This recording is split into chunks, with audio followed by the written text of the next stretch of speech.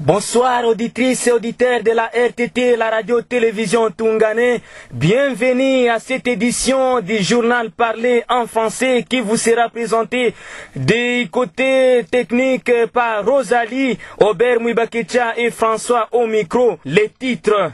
Lancement officiel ce mercredi 20 avril 2011 d'un projet d'appui à la réinsertion socio-économique des 400 ex-combattants du territoire de Fizi et de la collectivité d'Itombwe par l'exercice des métiers et des activités agro-pastorales par les comités de coordination des actions de paix, CCAP en sigle, dans sa salle de réunion 6 avenue Route Mwami au quartier Nyamianda. Arrivée du ministre provincial du tourisme, M.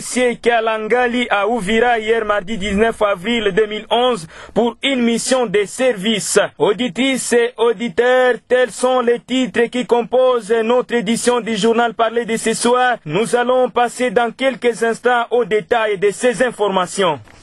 Très bonsoir. Appui à la réinsertion socio-économique et communautaire des 400 ex-combattants du territoire de Fizi et de la collectivité d'Itombwe par l'exercice des métiers et des activités agro-pastorales, tel est le projet lancé officiellement ce mercredi 20 avril 2011 par le comité de coordination des actions des pays CCAP en sigle, un réseau des zones G et confessions religieuses œuvrant dans les domaines de la paix. Selon le secrétaire exécutif du CCAP, M. Mionda Luchello François, ces projets dont la durée est d'une année visent à renforcer la cohésion sociale et la stabilité du territoire de Fizi et de la collectivité d'Itombwe par l'encadrement des 400 ex-combattants en leur offrant des opportunités d'emploi en agriculture, l'élevage et dans différents métiers. La cérémonie du lancement a eu lieu dans la salle de réunion du CCAP 6 avenue Route Mwami au quartier Nyamianda. Signalons que c'est grâce à l'appui financier de IFA Civic, une ONG allemande, que ce projet sera réalisé.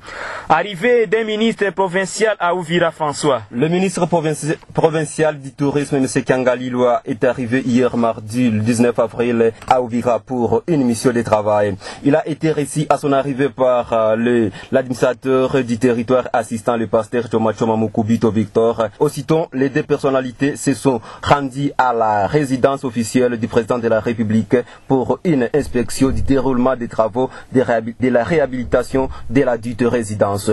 Travaux qui devront durer une semaine, comme l'a indiqué M. l'administrateur du territoire assistant Mukubito Choma Choma. RTT 19h passé de 11 minutes. 53 lauréats, 27 jeunes gens et 26 filles du centre de formation professionnelle de l'OPD et Congo Asbel ont obtenu ce mardi 19 avril leur kit d'accompagnement à Kagando en périphérie d'Uvira. Des ex-combattants démobilisés plutôt et autres vulnérables ont terminé l'apprentissage en coupe et couture, menuiserie, maçonnerie et savonnerie. Après quoi, ils ont eu droit chacun à un outillage complet pour se réinsérer socio-économiquement dans leur milieu d'origine. Le coordinateur de l'OPD Congo, M. Valentin Marotti, a souligné la bienveillance du bailleur aide de l'église norvégienne qui a fourni les moyens pour la réalisation de ces programmes. Quant au président de l'OPDE, M. Michel Mayele, a mis en garde les lauréats pour qu'ils exploitent utilement les matériels et l'outillage leur remis. Il a demandé aux parents d'être vigilants face aux tentatives des jeunes de vendre le matériel au lieu d'exercer la profession qu'ils ont apprise. RTT 19h passé des 13 minutes. François, d'autres informations sur l'OPDI. Au cours de la cérémonie hier mardi de la remise des brevets et des kits d'accompagnement à 53 lauréats de professionnels CFEP Kagando, le coordonnateur de l'OPD Congo, M. Valentin Marotti, a annoncé l'ouverture de la 3e promotion des centres. Il a signalé la nouveauté à cette année. En plus des 4 filières d'apprentissage de l'année 2010, compte coupe couture, menuiserie, maçonnerie et savonnerie en 2011. Il s'ajoutera l'apprentissage de méthodes agricoles modernes et l'alphabétisation des adultes selon la méthode Reflect. Il a invité tous les candidats demandeurs à prendre l'inscription dès maintenant. François, vous avez quelques informations relatives au centre d'enrôlement de la cité d'Uvira. Bien. L'effectif des enrôlés au centre de l'Epetanganika à Mulongwe depuis le commencement de l'opération de la révision du fichier électoral le 2 avril 2011 est passé à 2424 personnes enregistrées selon les chefs du centre, M. Yuma Mirandou. Le centre d'enrôlement de l'Epetanganika conduit bien l'opération pour le moment. Il a enregistré 100 personnes par jour. Il enregistre 100 personnes par jour pour les jours. Mais M. Mirandou a expliqué qu'il y a encore un grave problème compte tenu d'un seul centre installé à Mulongwe où il y a beaucoup de gens. Il a ajouté l'insuffisance de culte qui pose un carrefour de problèmes. Écoutez-le, M. Mirandou. Ça, c'est des mensonges toujours. Parce que vous connaissez donc la population. Chacun veut qu'il passe le premier. C'est ça le problème. Hein? Je vais tout de suite, il faut que je passe tout de suite. Celui qui est venu donc le matin, vers 8h, vous venez à 10h. Vous voulez qu'on passe donc avant donc celui qui venait à 8h. Et que ça peut se faire? Non, c'est ça, madame. Merci beaucoup. Bon, merci. Bien, c'était le chef de centre Mirandou. C'est-à-dire, dans les territoires d'Ouvira, on a déjà enregistré 60 000 personnes sur 50 centres depuis qu'on a commencé l'enregistrement des fichiers électoraux. François, avec vous, parlons aussi du centre d'enrôlement de l'Institut Ekima. Les activités se déroulent normalement au centre de la CENU à l'Institut Ekima. Sauf le président du centre dénonce le système de dépôt des cartes d'électeurs au bureau. L'enrôlement commence chaque jour à 7h et va jusqu'à 7h30. Le nombre de personnes enrôlées est de 150 personnes par jour. Aucun incident n'est signalé jusqu'ici, sauf la plainte du président du centre sur manque de matériel du bureau tel que les stylos et autres. Il a ajouté que ce manque de matériel peut entraver le bon déroulement des opérations. RTT 19h16. En prévision de la Journée internationale de l'environnement, chaque le 5 juin, l'organisation transinternationale Terre de Jeunes, antenne de la RD Congo, a organisé ce mardi 19 avril une session de formation à l'intention des membres des clubs des amis de Terre de Jeunes. C'était à la salle de réunion de l'organisation PAIDECO. Les thèmes de la session portaient sur la gestion durable des ressources naturelles et le fonctionnement des clubs des écologistes en territoire d'Ouvira. Les participants qui sont les membres des clubs des amis des terres de jeunes ont été édifiés sur les différents problèmes de l'environnement, les causes et les conséquences de la sédimentation. Pour relever ces défis d'ordre vital, Kelvin Eli Lusambia, secrétaire exécutif des terres de jeunes, a indiqué que la gestion et la protection de l'environnement étant l'affaire de tous, son organisation compte faire participer tout le monde en créant des clubs qui seront à l'œuvre sur terrain, entre autres l'assainissement, la réforestation et le reboisement. Une vingtaine de membres des clubs des amis des terres des jeunes venus de tous les quartiers de la cité d'Ouvira ont pris part à la session. La population d'Ouvira ne doit pas se laisser draguer au moment des élections. C'est ce qu'a déclaré ce mardi 19 avril l'honorable Justin Bitakwira, porte-parole de Vital Kamere, lors d'une conférence et débat qu'il a animé dans la salle de réunion de la paroisse catholique de Mulongwe, et a éclairé l'opinion sur le contexte général par rapport aux enjeux électoraux. Bitakwira a demandé aux militants de l'Union pour la nation congolaise, INC, de dire non au discours des politiciens de nature à étouffer l'explosion démocratique. Par ailleurs, l'honorable en a profité pour lever les équivoques qui planaient dans les esprits de la population en ce qui concerne certaines zones d'ombre sur la personnalité politique de Vital Kamere. Rappelons que pour relever les défis, Bitakwira a exhorté les militants de l'INC à s'enrôler massivement. RTT Ouvira, 19h20.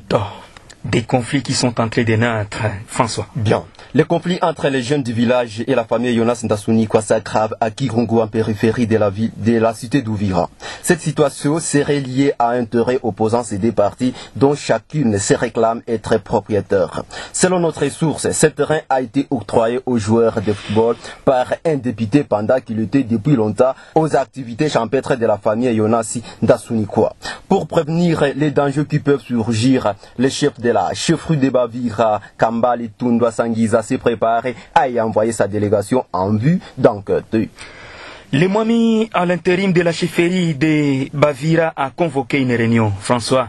Dans le cadre du renforcement de l'opération de la révision du fichier électoral dans les territoires d'Ouvira, une réunion de sensibilisation a été organisée avant-hier lundi par les chefs de la chefferie de Bavira, à l'intérim M. Kambali Tundwa Sangiza. La réunion a eu lieu au siège de la chefferie à Kabindula. Les chefs de groupement et les sages de Bavira y ont répondu présents. Les chefs a fait voir aux participants l'importance de s'enrôler massivement. Plus nous répondrons massivement à l'enrôlement, plus nous avons la chance de lire un bon nombre de députés qui vont nous représenter aux instances délibératives. À cet effet, le Mwami a confié aux chefs des groupements et aux sages Vira la mission de sensibiliser la population. RTT Ouvira, 19h passé de 22 minutes. Tracer un bilan et faire la rétrospective de 10 ans de démocratie en RD Congo, tel est le thème de la conférence débat organisée par le professeur Bitijula Mahimba avant-hier, lundi 18 avril 2011, dans la grande salle de la paroisse catholique de Moulongwe. Cette conférence débat a été tenue à l'intention du monde intellectuel d'Ouvira, notamment les étudiants. Le professeur et élu du peuple, Bitijula, a indiqué que le monde estudiantin n'est pas du tout informé sur les 5 chantiers du chef de l'État et leur avancement, car Ouvira est coupé des chaînes de Kinshasa qui pourront les informer des actions du gouvernement pendant les 10 ans écoulés. À cet effet, il a promis aux étudiants d'Ouvira un outil de communication. Ajoutons que les conférenciers a demandé aux étudiants de faire attention au discours des opposants. Les responsables des radios d'Ouvira étaient en réunion.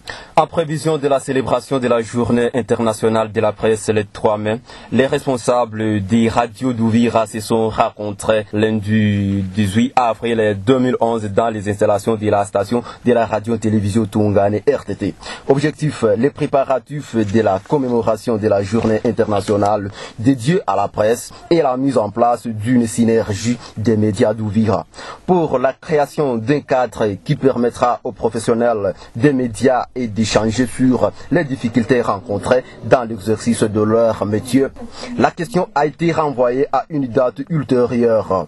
Quant à la célébration de la journée du 3 mai dédiée à la presse, à l'unanimité, les participants ont arrêté les différentes activités qui auront lieu pendant la journée, parmi lesquelles une marche de journalistes et le lancement officiel de la synergie. On prépare à la rencontre les directeurs des radios communautaires d'Ouvira Tolkwe, Radio Télévision Tungane, Radio Télé Communautaire Mitumba et la Radio Télé Lukula. Nous attendons notre journée internationale les 3 mai. Bien sûr. Quittons Ouvira pour Kinshasa. L'ancien secrétaire général du MLC, François Mwamba, refuse son remplacement par Thomas Loaka, comme cela a été décidé lundi dernier par les membres fondateurs du parti. Les membres réunis à Kinshasa ont affirmé avoir l'accord du président Jean-Pierre Bemba qui se trouve actuellement à la CPI à La Haye.